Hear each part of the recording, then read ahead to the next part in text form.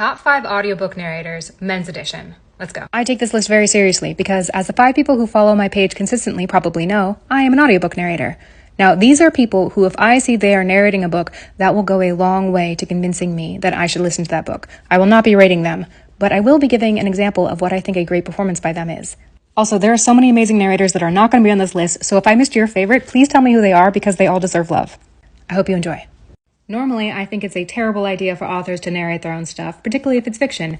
Neil Gaiman is always the exception to this rule. I would like to kidnap him and keep him in a closet so he can read to me and my future children every night to put us to sleep because his voice is that soothing. It is like listening to the most engrossing dream anyone has ever told you. This novel was narrated by Simon Vance. It was very hard to determine which Simon Vance novel I was going to use because the man has narrated so many. This is the British grandfather I never knew I needed until I heard his voice. I am going to talk about how amazing this book is. It is about a black man who ends up in front of the Supreme Court arguing for why slavery and racial segregation should be reinstituted in the United States in 2014.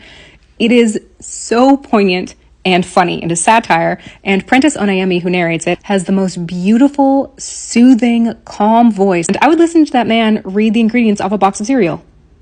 I've talked about this series before, and I will talk about it again, but this time in the context of the narrator, Ray Porter, who is a man that I have actually met because he came to my grad school for a day and taught a class on how to be an audiobook narrator. He is just as kind and as funny as he comes across in his narration. If you enjoy tongue-in-cheek humor and science fiction, this is the series for you.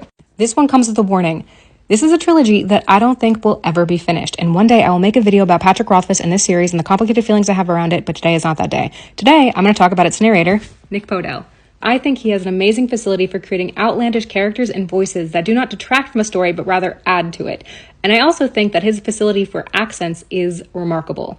And I just find him very entertaining.